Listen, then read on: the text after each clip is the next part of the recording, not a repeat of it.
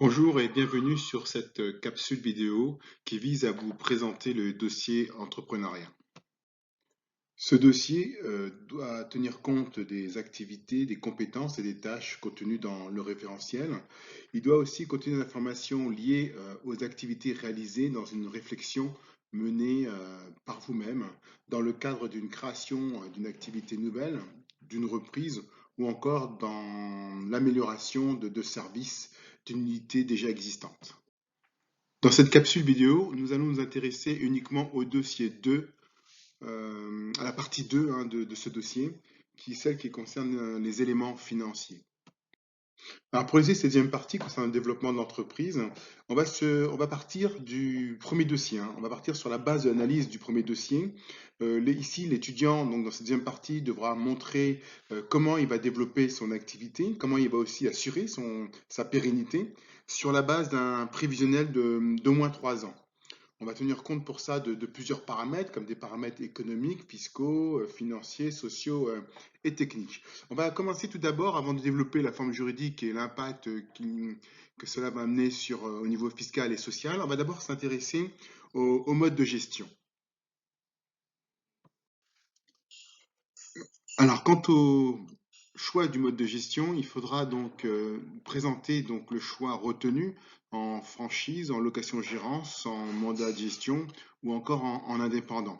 Il va falloir tenir compte du contexte hein, qui a été présenté et des choix qui ont été faits. Il viendra ici à ce moment-là d'identifier quelles peuvent être les répercussions que ça aura sur l'organisation, nous montrer quels sont les avantages et les inconvénients vis-à-vis de l'entrepreneur et puis aux différents stades de développement de l'entreprise, que ce soit de la création ou du développement.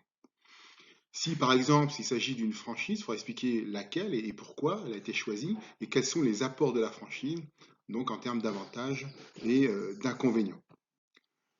Pour plus d'informations sur ces points, c'est les principaux modes de gestion, je vous renvoie au chapitre 6 de votre livre. Sinon, cette vidéo vous présente cette diapositive vous présente les principaux modes de gestion qui peuvent vous concerner. L'indépendant, d'abord, c'est lorsque un ou plusieurs individus gèrent directement l'entreprise. Ils sont donc propriétaires, ils gèrent en autonomie, définissent la stratégie et la politique de l'entreprise. Cependant, comme ils sont généralement de petite taille, ils peuvent souffrir de visibilité parce qu'ils n'ont pas des gros budgets de publicité ou de communication et rencontrer des difficultés auprès des partenaires financiers s'ils veulent contracter un emprunt. L'allocation-gérance, qui est un mode très intéressant lorsqu'on veut tester un fonds de commerce, voir si ce fonds fonctionne bien avant de l'acheter, eh bien on passe un contrat avec le propriétaire du fonds de commerce, moyennant un loyer que l'on lui verse chaque année. L'inconvénient, effectivement, c'est que si le contrat n'est pas renouvelé, eh bien vous perdez tout votre travail, il n'y a pas ici de versement d'indemnité. Vous pouvez passer un contrat de franchise. Dans ces cas-là, c'est un commerçant qu'on appelle le franchiseur qui met à votre disposition sa marque, ses produits, son concept, sa manière de faire, moyennant un droit d'entrée et des royalties, c'est-à-dire un pourcentage de votre chiffre d'affaires. Et enfin, le mandat de gestion, c'est lorsque le propriétaire d'un fonds de commerce met à disposition son exploitation à un mandataire qui va veiller à la bonne exploitation de cette entreprise. Alors, quant au choix de la forme juridique, la question est de savoir quelle est la structure juridique de votre projet. Est-ce que c'est une entreprise individuelle? Est-ce que c'est une entreprise, une société? Et quelles sont les raisons du choix de la structure? Donc, est-ce que ce sont pour des raisons financières, fiscales, sociales, économiques? En tout cas, quel est le statut de l'entrepreneur en fonction de ce choix? Vous devez justifier le choix par rapport aux différentes motivations ou les risques auxquels l'entrepreneur est confronté. Dans le courant du développement de l'entreprise, est-ce que vous envisagez de faire évoluer le statut de l'entreprise? Par exemple, au début, vous démarrez comme auto-entrepreneur ou micro-entreprise maintenant, eh bien, ça peut limiter vos investissements, votre développement. Donc, pourrait être plus important. Ce qui veut dire que, à terme, eh bien, vous serez amené à changer de forme juridique. Si vous êtes associé majoritaire, ça veut dire que vous avez le statut de travailleur indépendant, donc vous n'avez pas de travailleur non salarié, pardon, enfin oui, d'indépendant, donc vous n'avez pas de salaire, vous n'êtes pas soumis au code du travail, donc vous avez une plus grande liberté de décision. Si vous voulez protéger le patrimoine, peut-être que vous allez monter une SCI, et que l'activité commerciale sera sur une SARL, en tout cas, quel que soit votre choix, vous devez expliquer et justifier vos choix. Cependant, pour plus d'informations, eh bien, je vous invite à regarder le chapitre 5, les formes juridiques, de votre livre. Cette diapositive vous présente donc les deux principaux modes, enfin les deux principaux choix de la forme juridique. Si c'est une entreprise individuelle, eh bien l'entrepreneur est seul. L'entreprise n'a généralement pas de personnalité juridique.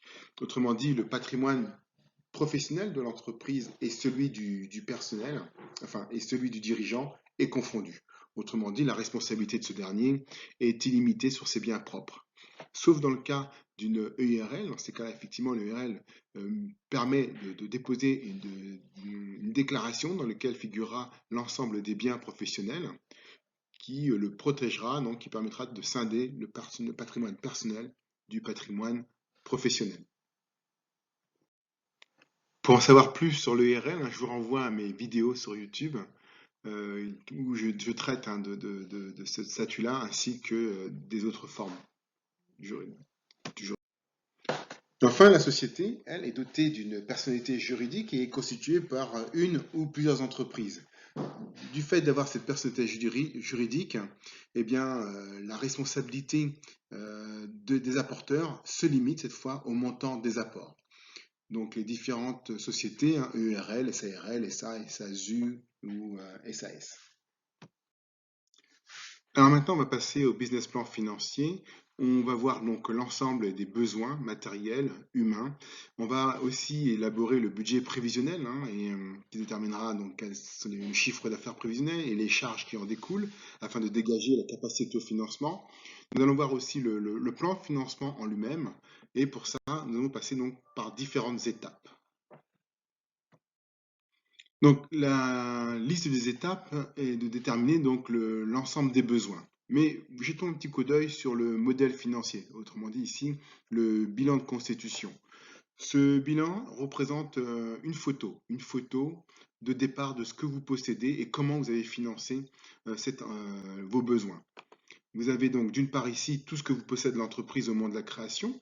Donc je vais détailler un peu plus tard tout ce qui est immobilisation incorporelle, corporelle et financier. Et de l'autre côté, l'origine des fonds. C'est-à-dire, c'est à partir de ces fonds que vous avez pu obtenir les besoins, réaliser financer vos besoins.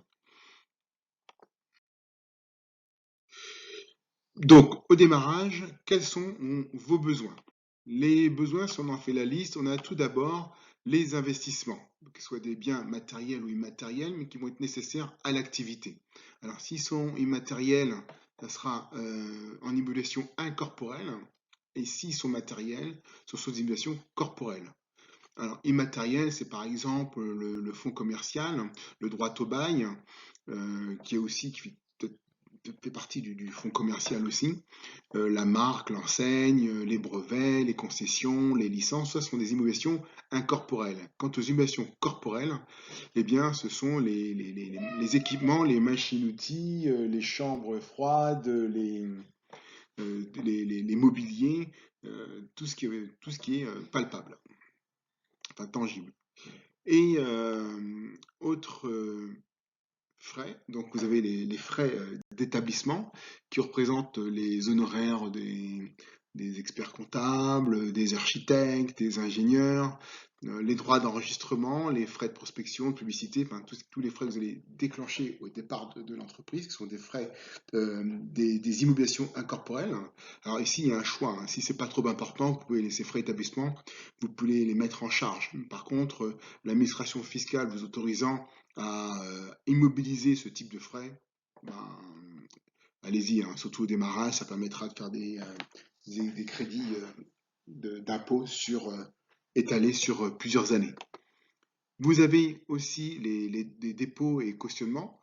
Hein, c'est une somme en plus du loyer. Hein. Le cautionnement, si vous voulez, c'est des loyers payés d'avance, une forme de garantie, alors que le droit au bail, qui est demandé par le propriétaire du fonds de commerce, il n'y a pas de retour, hein, c'est-à-dire que c'est une somme qui est perdue, hein, c'est des fonds. Généralement, quand vous avez un droit au bail, c'est que le loyer n'est pas excessif. D'accord? Donc, si vous êtes sûr de votre activité, eh bien, payer un droit au bail, c'est pas trop grave si les loyers sont moins importants. Par contre, si vous n'êtes pas sûr de votre activité, qu'au bout d'un an vous arrêtez, ben, un droit au bail est perdu.